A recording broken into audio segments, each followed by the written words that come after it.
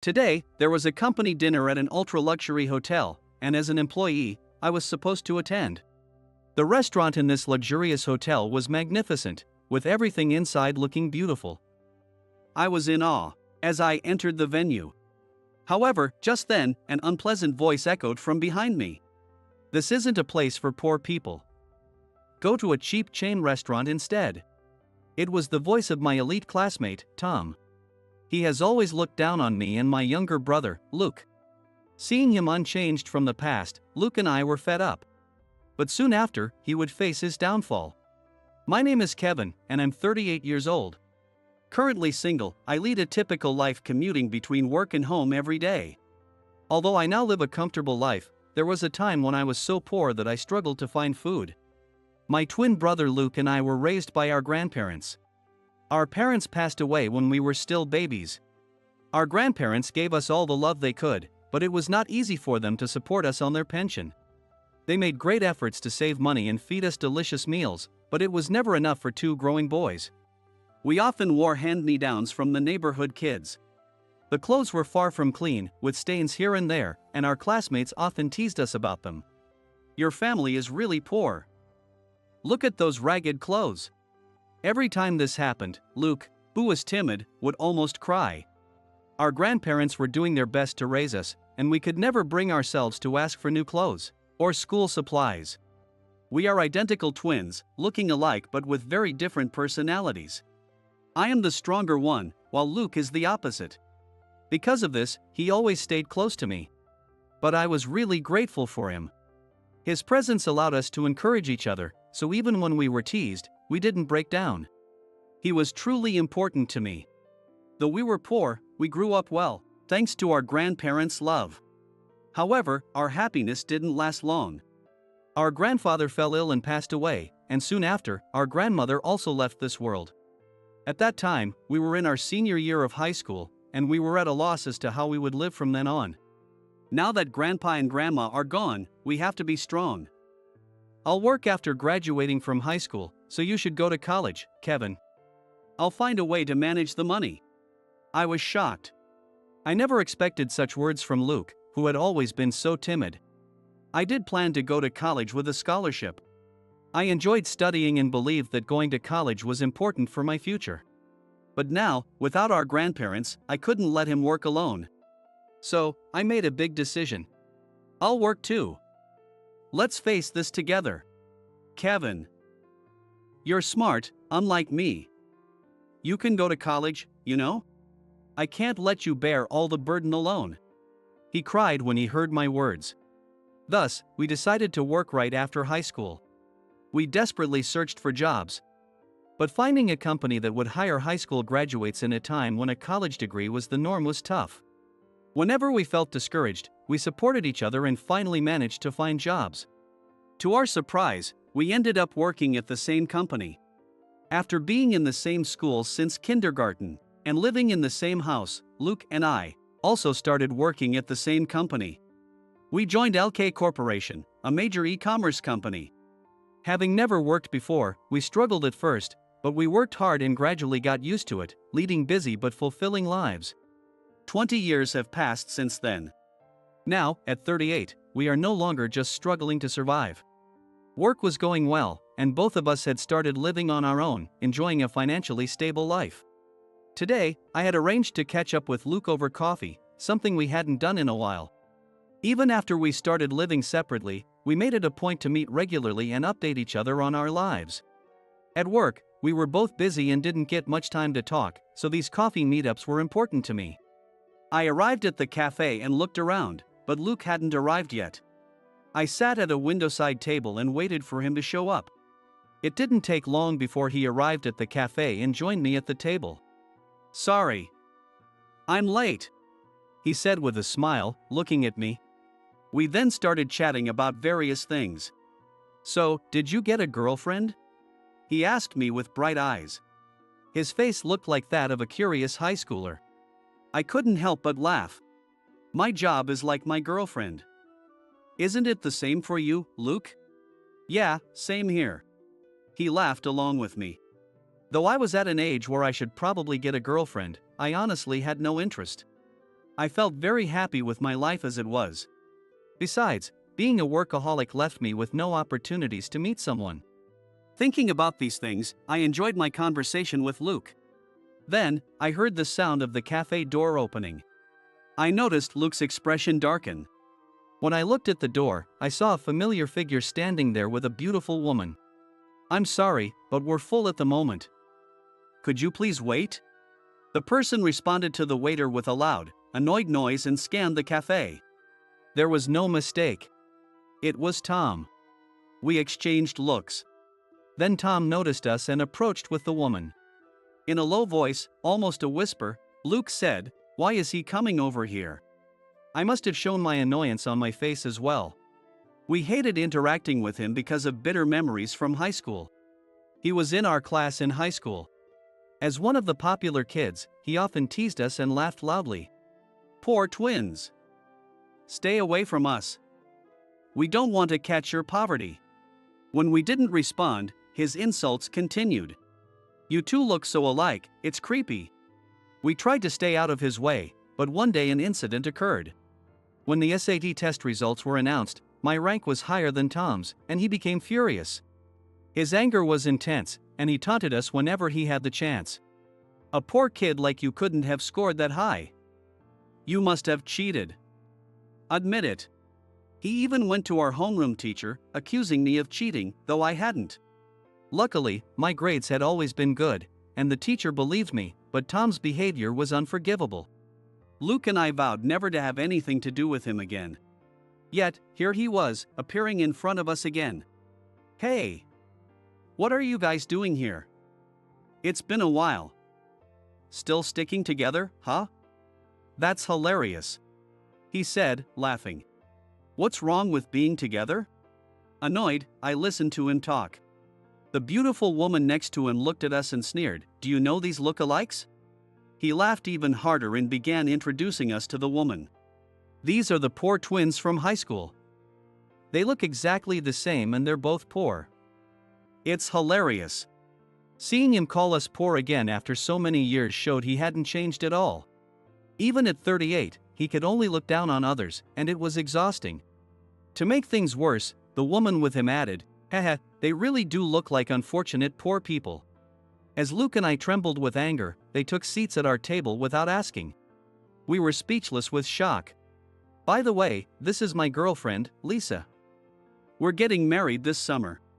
This information was irrelevant to me, but I said, "Oh, congratulations," just to be polite. He began to speak proudly. She is the daughter of a president. So, I'm going to be the next president. When I become the boss, I'll hire you too. You must be working at some lousy company, right? She chuckled softly. I couldn't understand why they had to insult our jobs. Suddenly, Luke, who had been listening quietly, raised his voice. We work at the same place, and we're satisfied with our jobs. We don't need to work at your company, Tom.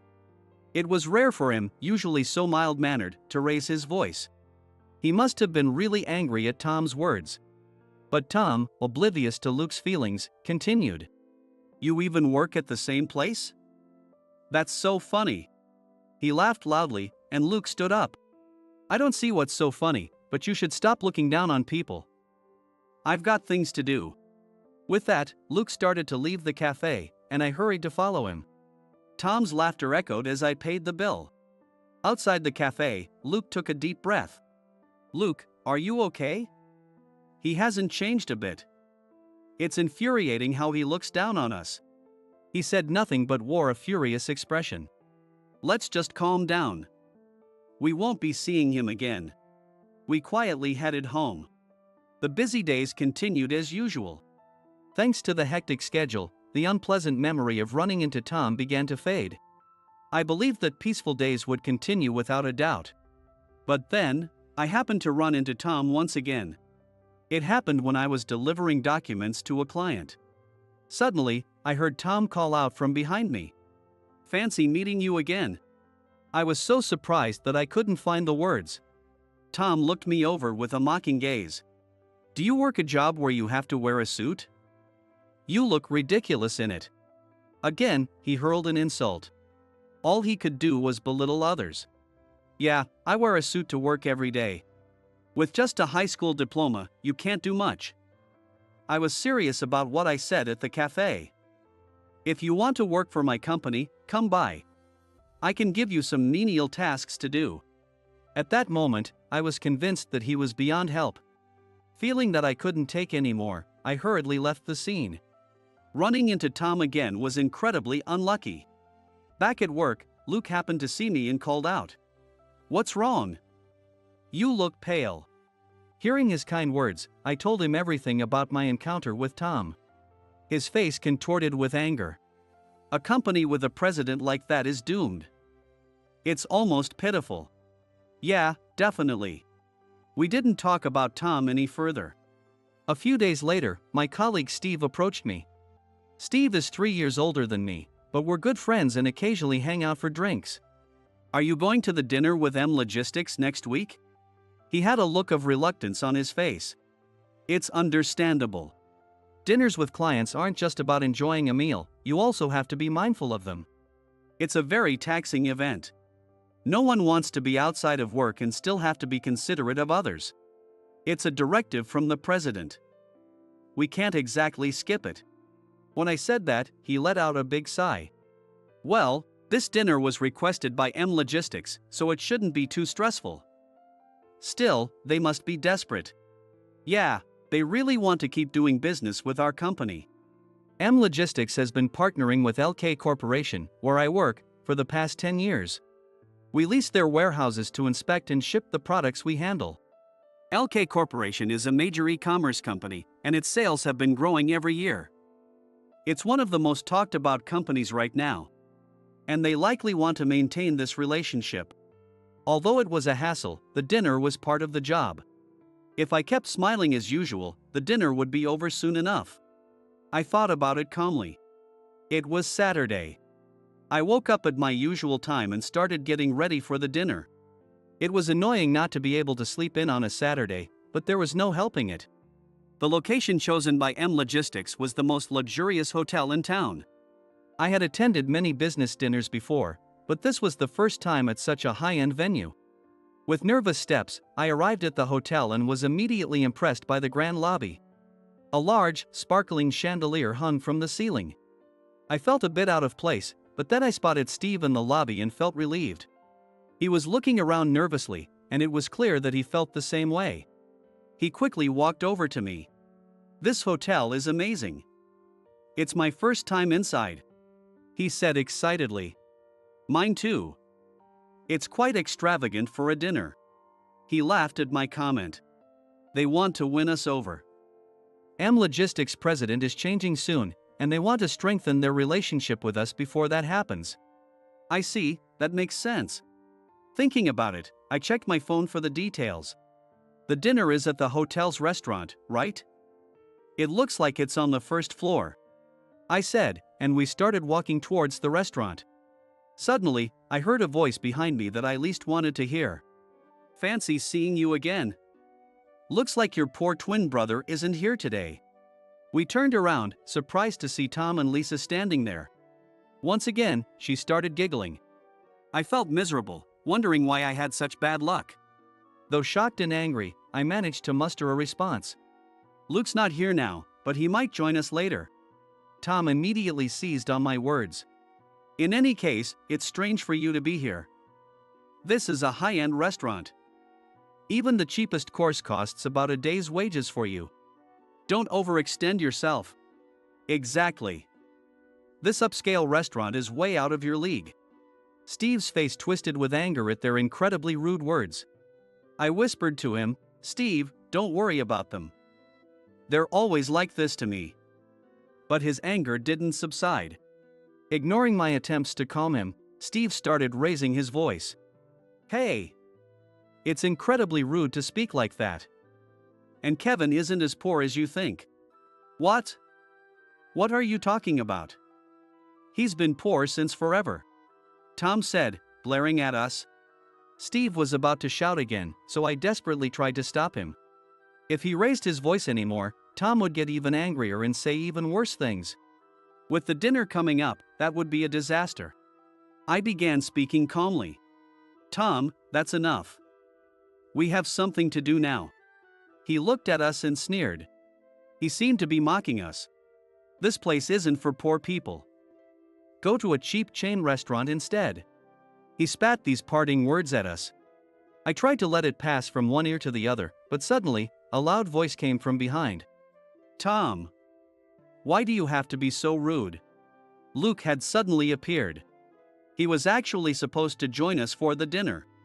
Luke, so you're here too? The poor twins are always together. And I haven't said anything rude. Everything I said is true.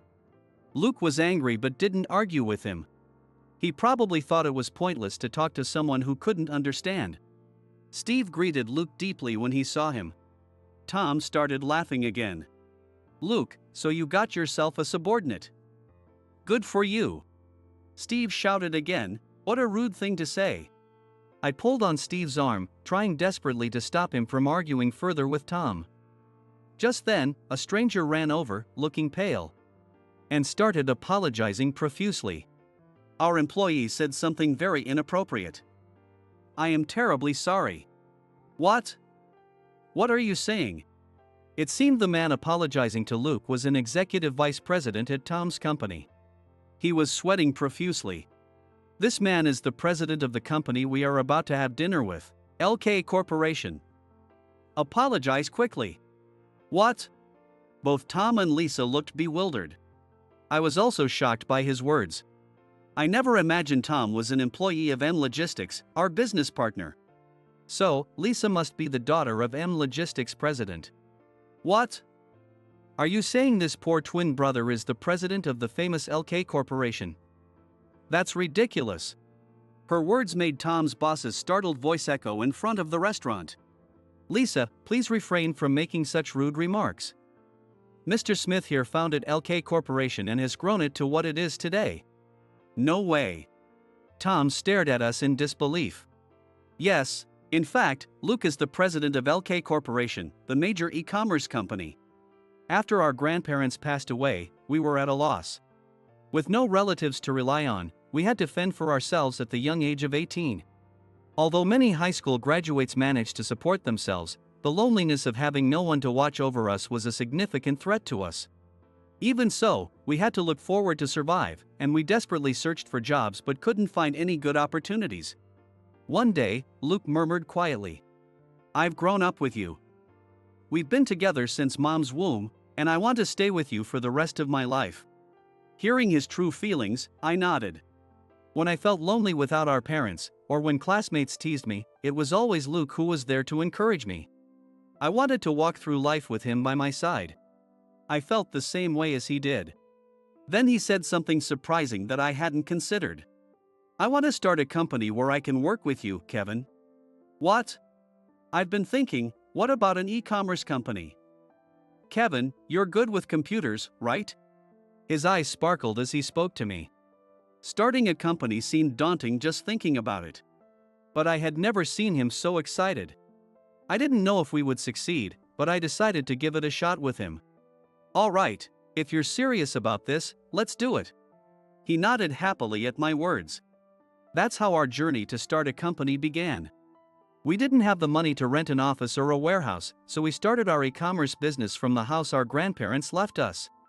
Everything was done by trial and error, and there were times it was so tough that I wanted to give up, but Luke's encouragement kept me going. The first year was especially hard, and we often struggled to make ends meet. We had to persuade the bank to lend us money multiple times. It took a few years to get on track, but 5 years after we started, we became the largest e-commerce company in the US. The small business we started in our cramped house now had its own building and over 500 employees. We renamed the company LK Corporation, using the initials of our names, and we're now expanding overseas. The chance meeting with Tom happened during one of Luke's rare breaks as president. Tom was terrified when he learned that Luke was the president of LK Corporation. Meanwhile, Luke didn't even look at him. Encouraged by his boss, he began to apologize. I'm sorry for everything. Then, Luke, who had been silent, finally spoke. No matter how much you apologize, neither Kevin nor I can forgive you. What? Sorry isn't enough to fix everything. Your words deeply hurt both of us. He sighed deeply. Kevin, Steve, I'm sorry, but we're calling it off for today. What? What about the meeting? He chuckled at my question. I'm not going to deal with a company that has someone like Tom working for them. People like him ruin companies. It's best to avoid them. That made sense. Tom had hurt both of us for years. It was true we were poor, but it wasn't our fault we had no money. Anyone with a bit of empathy could understand that, yet Tom continued to look down on us. Please, don't say that. Please continue our partnership. Tom's boss desperately tried to convince Luke, but he wasn't listening. Then Lisa spoke up in a panicked voice. Why would you think that way? You should keep business and personal matters separate. Luke and I exchanged glances. What was she talking about? If she married Tom, he would become the president of M Logistics. Trust is the most important aspect of business. Could LK Corporation build a trustful relationship with M Logistics under his leadership? Luke decided it was impossible. I am keeping them separate. That's why, knowing he worked at M Logistics, we continued doing business with them. Don't speak about things you don't understand. Lisa fell silent at his stern remark. In fact, Luke had known that Tom worked at M Logistics. However, he had kept his professional and personal lives separate and handled the work. Tom repeatedly apologized to us. I'm really sorry. If we lose your business, our company is done for. Please, I'm begging you. His previously arrogant attitude was now pathetically weak. Seeing this, Lisa suddenly changed her attitude. Tom, you need to apologize properly to Mr. Smith. If we lose our business with them because of you, how will you take responsibility? This is all your fault. She started blaming him. What are you saying? You were laughing along with me. You must be mistaken. I've always been on their side. Watching their exchange, I couldn't help but find it amusing. How self-centered could these two be? The saying, birds of a feather flock together, seemed perfect for them. What? Are you lying now? As we watched in silence, their argument escalated. Then, a burly man appeared. Lisa. What's going on? Your voices are echoing throughout the hotel. It was Mr. Miller, the president of M Logistics, who was supposed to join us for dinner. Mr. Miller. There's been a serious issue. LK Corporation. Thank you for everything until now. We'd like to terminate our partnership effective immediately. Mr. Miller turned pale and widened his eyes at his words. Mr. Smith. We've supported you for over 10 years. How can you say we're terminating our partnership now? Luke looked at him apologetically. I would prefer to continue our partnership, but it seems that your next president, Tom, doesn't align with us. Trust is essential in business. And I can't work with a company that employs him. When he declared the termination, Mr. Miller glared at Tom. Tom lowered his head under the intense gaze. Tom. What did you do to Mr. Smith? He is such a mild-mannered man. To be this angry, it must have been something serious. He was furious, and Lisa chimed in loudly. He called Mr. Smith and his twin brother poor. He said they were his classmates in high school and teased them back then too. Tom kept his head down, avoiding eye contact. Mr. Miller shook with anger. Tom. Is this true? Calling him poor? What nonsense! He is a millionaire. Exactly. This is absurd. Dad, I'm breaking off my engagement with him. I can't marry someone like him. What? No. Tom's dream of becoming the next president crumbled in an instant. Tom. Do you have any idea how hard Mr. Smith worked? Calling someone poor so easily is unbelievable. The engagement is off. And you don't need to come to work tomorrow. What? Mr. Miller. That's too harsh. Mr. Miller glared at him, saying, Who's being harsh? You're the one losing this company's crucial business partner. Without LK Corporation, our profits will plummet. Tom collapsed to his knees, sobbing pitifully. Ignoring him, Mr. Miller and Lisa started pleading with Luke. He is no longer an employee of my company, so please, continue our partnership. And I'm single now, so I can go out with either of you. What? What were they talking about? We were stunned. Even if they asked, there was no way we'd agree. As I thought that, Luke calmly responded. Mr. Miller, you're quick to fire your employees. I'm surprised. And you should consider re-educating your daughter. My decision stands. So continuing this conversation is pointless. Goodbye. This can't be. Luke said that, and we left the hotel together with Steve. They remained standing in shock. After LK Corporation completely severed ties with M Logistics, they began to falter. Despite Mr. Miller's desperate efforts to rebuild, it would be difficult to fully recover. It's said that bankruptcy is only a matter of time. After being fired, Tom found a new job and is now living quietly. Lisa was disowned by her father and is now working multiple part-time jobs to make ends meet. Luke and I are still working hard to grow our company. Our dream is to become a global e-commerce company. We want to continue proving that with high aspirations and persistent effort, you can achieve your dreams no matter the adversity.